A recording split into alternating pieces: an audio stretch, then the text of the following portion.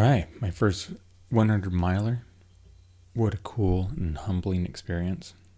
So many things went well, so many things went wrong. And first of all, I just have to thank everybody who helped me along the way. My crew was wonderful, pacers were great, friends and family who watched and supported me. And I have to give a big shout out to my wife. She did such an incredible job. Anyway, a little bit more after this.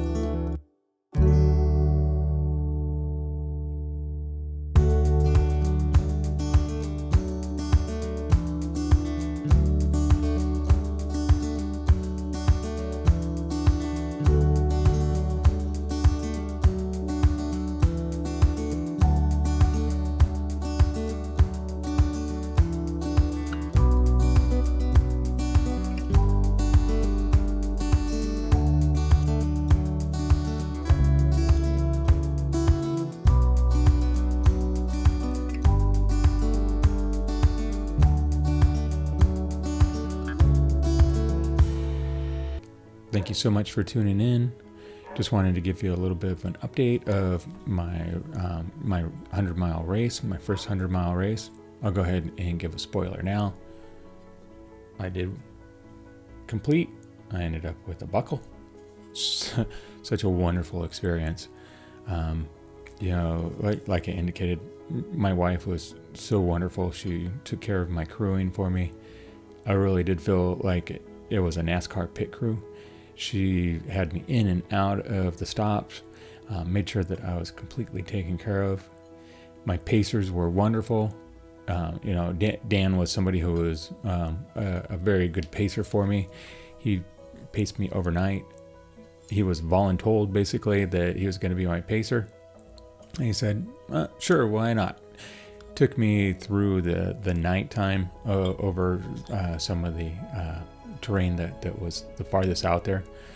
I do have to apologize, Dan. Sorry I did talk your ear off, but I had such a great time with you, and I really hope that someday I can return the favor. Then Joel, you really stepped up and met the challenge. Such a great friend. Thank you for crewing me and taking me to the end. It was really you're pacing at the end. You stuck out. You really pushed me to finish. Without you there, I don't know if I would have had a really hard time finishing. So thanks for being such a great friend. Greg, well, you weren't an official pacer. You were there. You did some miles with us. You did some walking and some encouraging. Really, buddy, without you there, it just wouldn't have been quite the same. So I met so many people along the way. I will put some interviews that I did along the way in this video. I did want to point out my friend that I met along the way, Cindy Hikes. She made a statement that she had 400 new friends. Couldn't agree more. Cindy, it was so awesome running with you, and your interview was great, and you're such a nice person. Thank you so much for watching and introducing yourself. I had a great time when we were running and seeing you along the trail. Just hearing, hey, BM, was so encouraging, so much fun along the way. So, as I mentioned, so many things went right, so many things went wrong. Well, what went well? I'll have to refer to my notes a little bit here, so bear with me. What went well? Well, my training really paid off. Physically, I was extremely well prepared. Nutrition was excellent. I think I ate very well at every aid station. I was really never hungry until maybe the wee hours of the morning.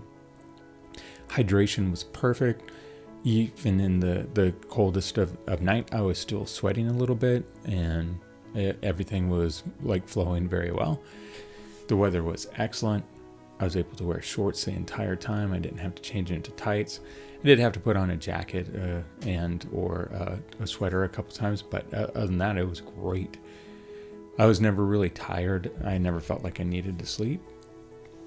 And I never had an issue with any kind of mental awareness.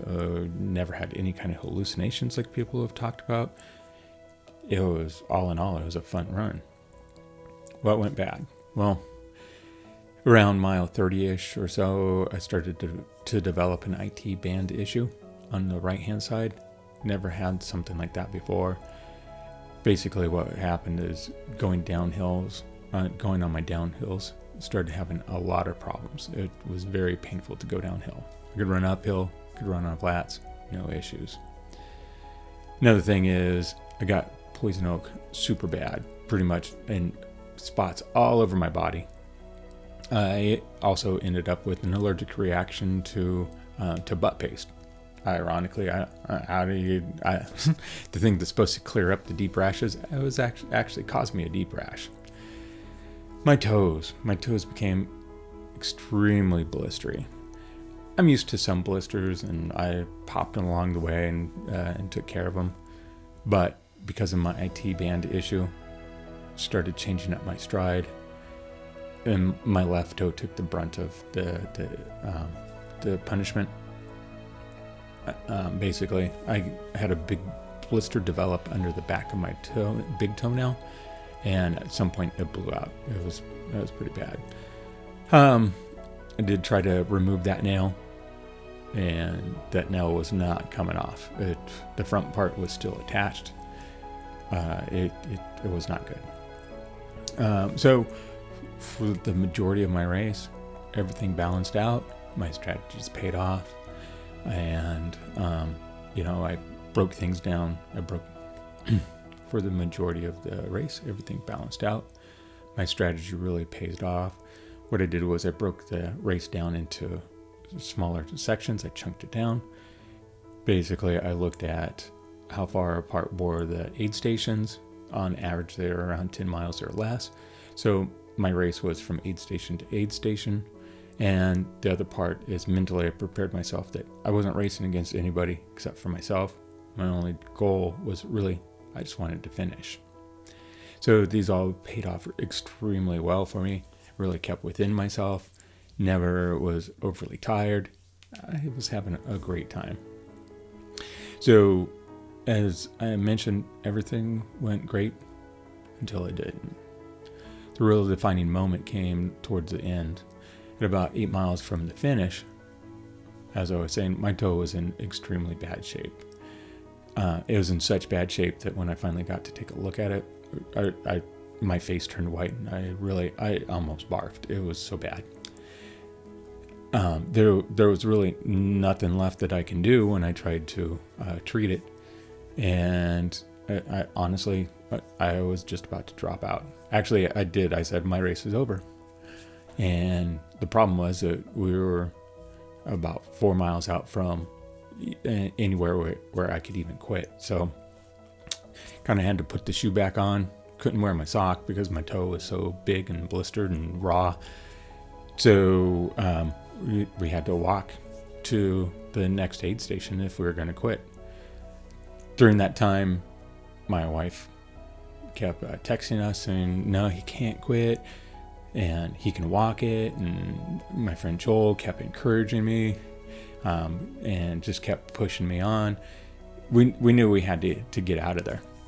And there was also a little bit of coaching help from my friend Dan. He just kept texting and kind of encouraging and giving some hints and saying, well, he can walk and so forth. And then my friend Greg appears out of nowhere along the trail and just kind of walked with us and talked with us. And, with all of this and my wife saying that I couldn't quit, all this work I put in, it kept me going. I wasn't quite there, but, suddenly along the way, I came out of the pain cave. Everything kind of started to click. I was in extreme pain, but I think I had to actually move beyond the pain. The words of encouragement started to make things seem possible in my mind. My thought process kind of changed. I realized that, hey, things aren't going to get much worse. I put all this time and effort into this. I may never get another chance. I might as well try. And then the clincher on this one was that as our runner was going by, he mentioned that, hey, aid station cutoffs were canceled. So there are no cutoffs. We really thought we had missed the cutoff, but nobody was taking us off the course or following us down. So when the person said this, we realized that we only had about 5.5 miles to go and about 2 hours to do it in. So until this point, we really thought the race was finished for me. But after learning this news and just everything, the encouragement, the pushing, I realized that, hey, this is something that I could really do.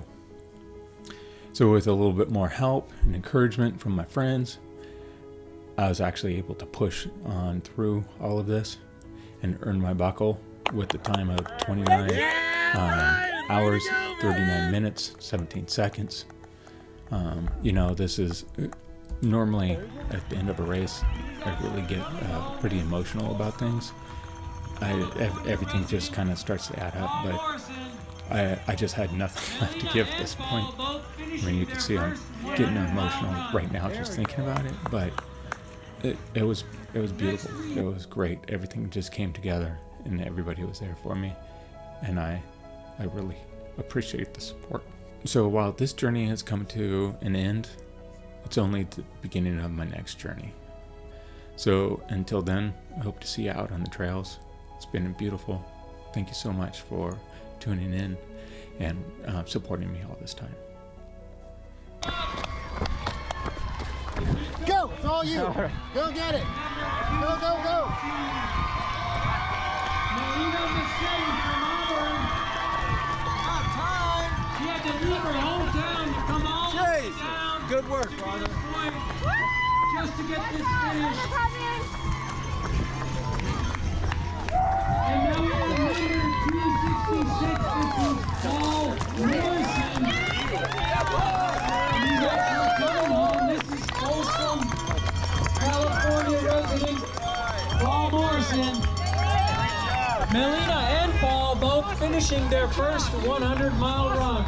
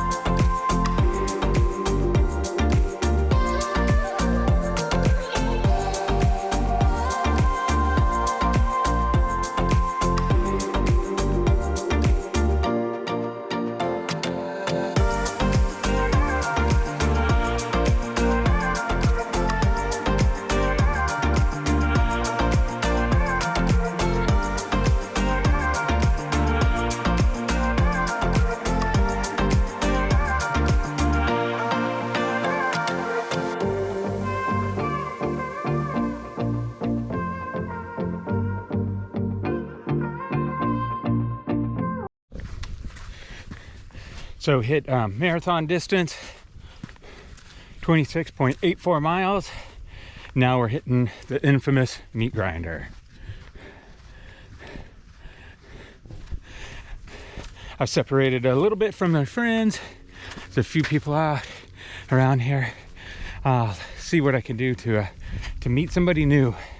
But feeling good, having a few little aches and pains, but they go away. And we'll see how it goes. Anyway, check in later.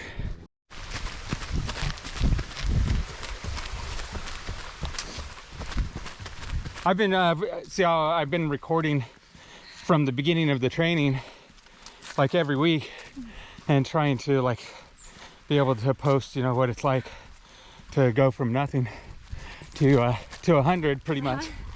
But so, you know, and I really thank you for leading us back there. When I look back on the race, I'm going to remember that as a bright spot that you really helped us get through one of the toughest spots, and you did an awesome job, and I can't thank you enough. So, but what brings you out here? Why are you doing this? Because everybody asks me, why the hell would you ever run 100 miles? Because it's rewarding to know that you did something that's everyone else thinks is insane. I think that you actually did it. And I told you I de-knocked my original goal, 100 mile this year, so I need to go and complete this one to, you know, Yeah. to know that I could do it. Well, you're doing a fabulous job, and I don't see, you're gonna do great. And I hope you're an inspiration to your children. So thank you for being out here with us and helping me. Thanks for watching. What's your name? Cindy. Hi, Cindy. Is this your first 100? It is. Yeah. What do you think so far? Amazing. Yeah. I love it so far. Yes. What made you want to run 100? The next stepping stone. Okay. Yeah. Yeah. 30K, 50K, 50 miles. Okay. I love the trail. I love the mountain. Good. You know, even without a bib, I'd be here. Okay. Do you live around this area? No. Oh, okay. Riverside. Okay. Yeah. There's a lot of good running and stuff down there, though, still, isn't there? Oh, yeah. Have you been down there? I've, on business trips, I've been down around there a couple times, but, yeah, the first couple times I went down, I'm all, oh, there actually are mountains down here. Oh, yeah. I'm right in the middle of the Three Saints. Bergonio, Okay. Baldy, Jacinto. I don't know if you've heard of them. I haven't, but I'm gonna look it up now. Oh, yeah. There's some good climbing over there. Cool. Cool. How you feeling? I'm doing great. All right. You look real good. Well, thanks. We're all looking good.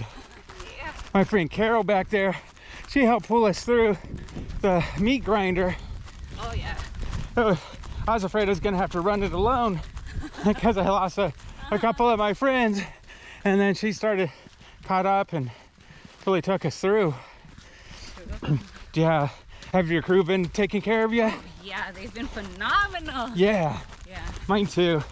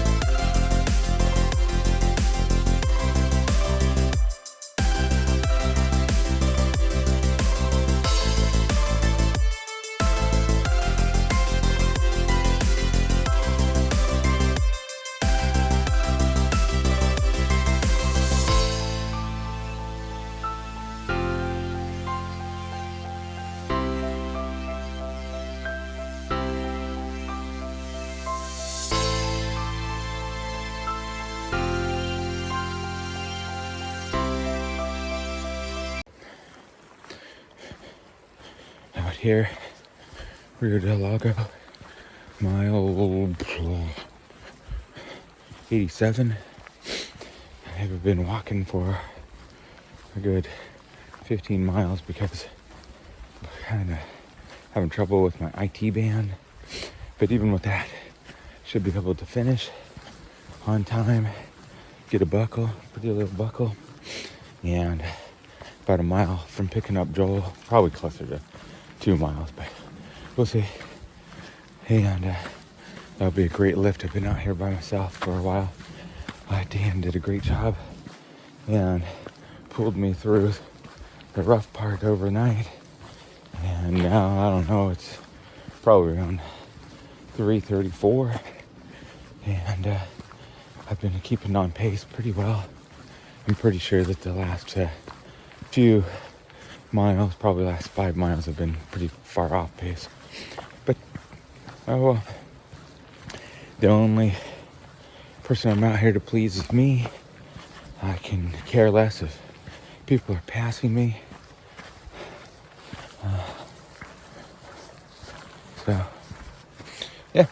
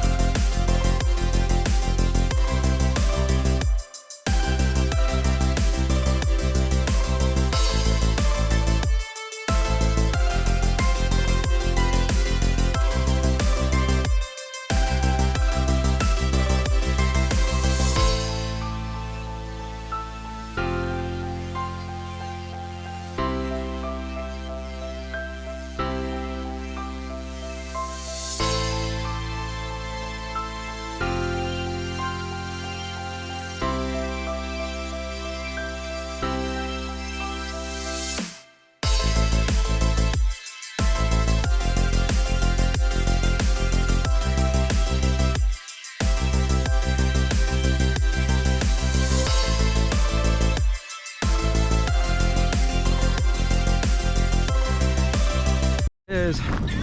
Finish. Joel, thank you so much. You're welcome, Brian. Couldn't have done it without you, man. You're gonna get it done. First try out.